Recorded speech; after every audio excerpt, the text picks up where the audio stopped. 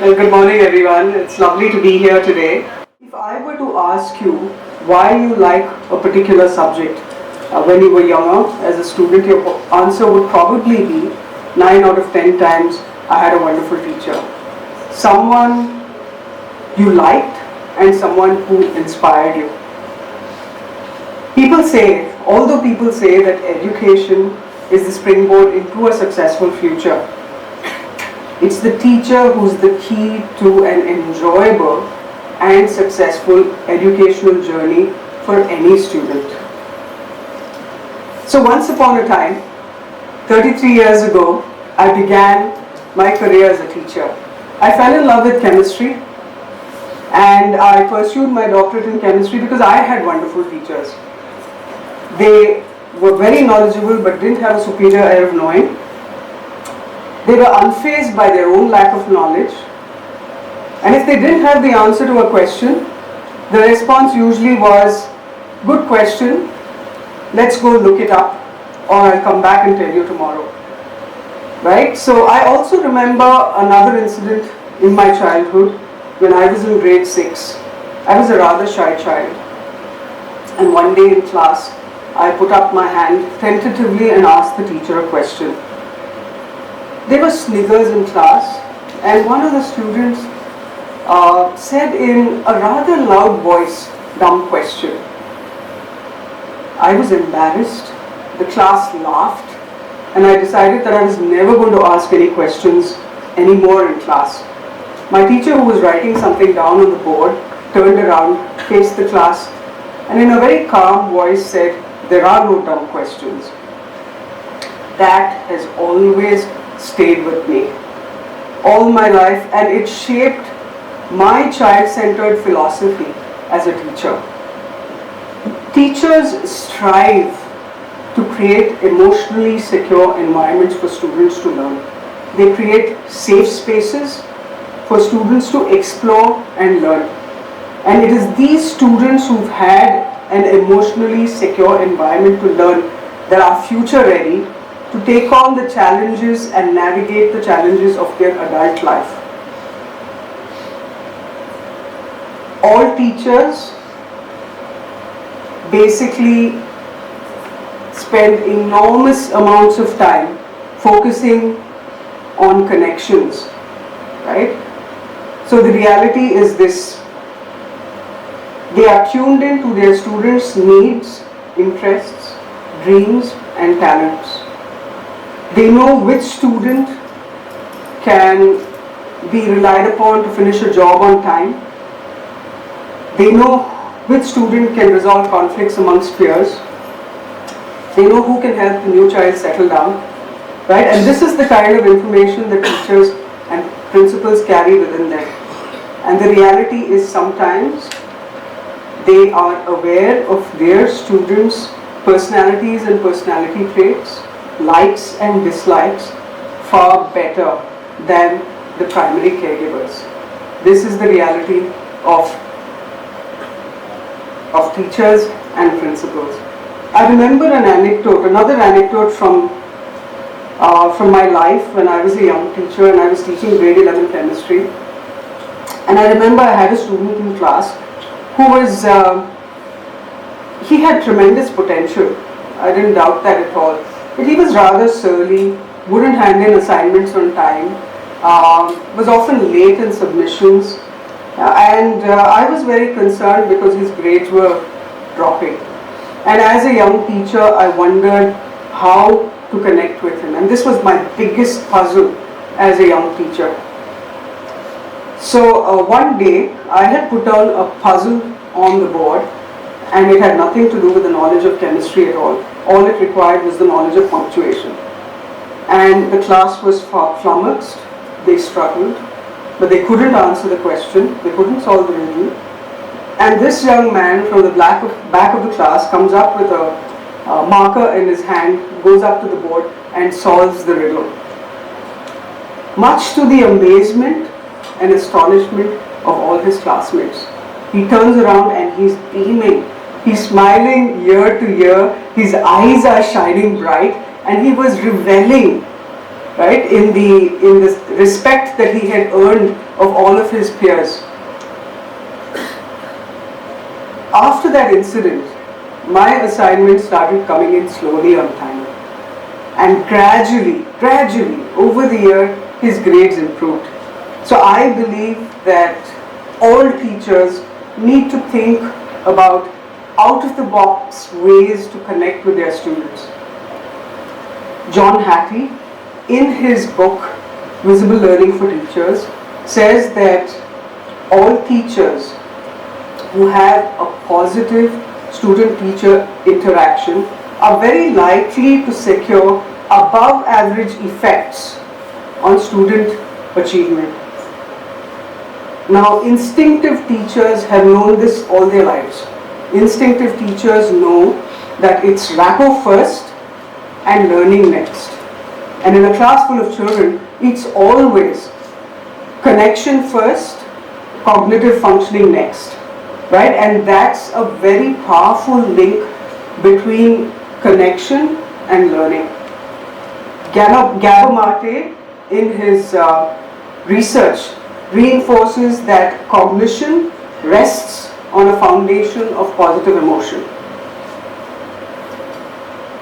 So taking this a little further, we've also learned from noted psychologists like Brené Brown that humans are hardwired for connection because they're social beings. So humans, I repeat that, humans are social beings hardwired for connection. During the pandemic, our students stayed away from school for 2 whole years. They were at home. And when they came back, teachers noticed they had several observations about their students. We had students who wouldn't make eye contact. We had students whose attention span was dropping. Some showed increased aggression and anger, both towards peers and teachers. Self-regulation was lacking. There were a host of mental health issues that included social anxiety, self-harm, screen addiction, that was a very big one, and suicidal tendencies. Right? And this host of issues were right through from 3 to 5 years of age, right up to when the child is 17, 18 years of age. So what did the teaching fraternity do in order to cope and manage this situation? They rose up, right?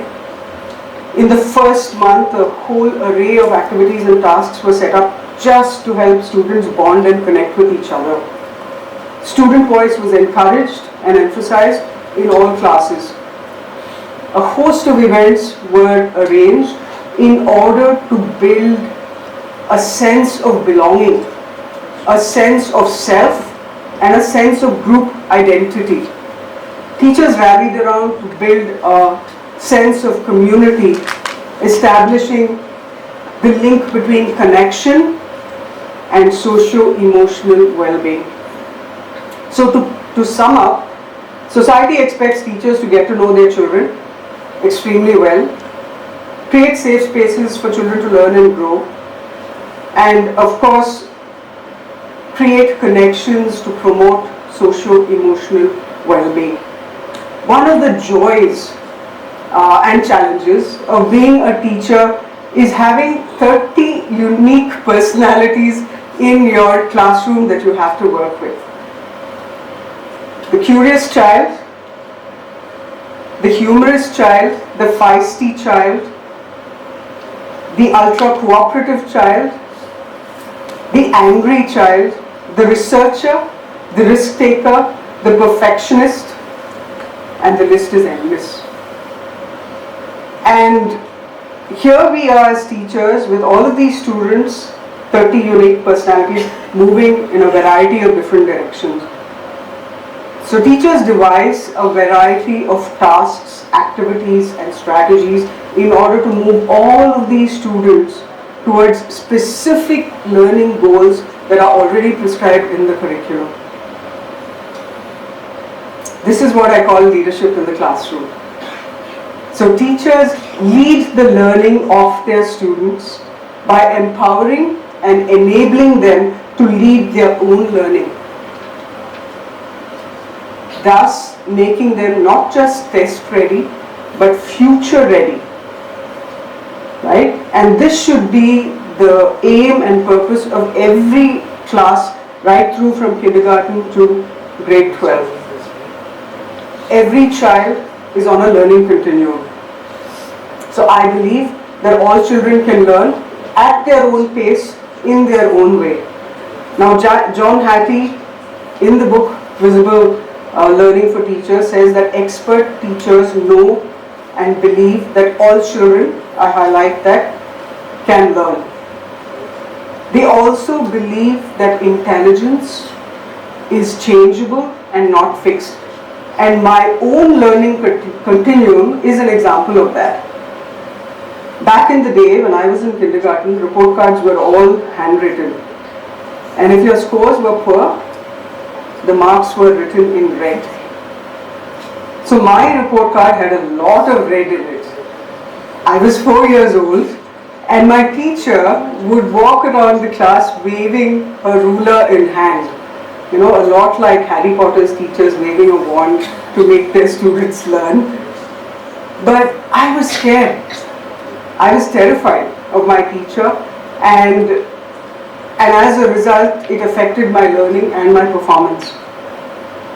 But fortunately for me, as I grew, my teacher's belief in me boosted my self-confidence and gradually raised my self-esteem. So I believe that all teachers should have one unwavering belief in their students, that every child has latent potential, and it is this belief, this very belief, and this relentless optimism that supports and helps the late bloomers and the slow learners. So to be a teacher is to be an optimist. You've all heard the old adage that says it takes the village to raise a child, right? It's never been truer, but the members of the village have changed. It's teachers, coaches, counselors, occupational therapists, special educators, referral psychologists, apart from friends and family of the child. That's how much it has changed, and this team needs to endlessly collaborate in order to provide a secure and safe learning space for the children to get educated. So why should this relationship, why is it so important that this relationship should be a positive one? One simple goal: the well-being and successful education of our children. Family structures have changed quite dramatically more recently. This is our reality. Nuclear families, working parents, single parent homes where the primary caregiver is a grandparent, uncle or aunt. So increasingly we observe that family influence on a child is diminishing while the peer influence on a child is increasing. Now, peers have limited exposure and experience and therefore may be a positive influence or a negative influence on a child. Therefore, the only other adults in the life of a child who can support, provide direction or offer guidance are teachers. So it's extremely important that families and teachers are aligned with energies, philosophy, beliefs and values in order to support the education of a child. So in conclusion, my last few thoughts on it. A nation's progress depends on teachers. Governments need and must invest in raising teacher standards. School leadership must invest in teacher education and teacher well-being, not just student well-being, teacher well-being. Why? Because after all, today's children are tomorrow's citizens.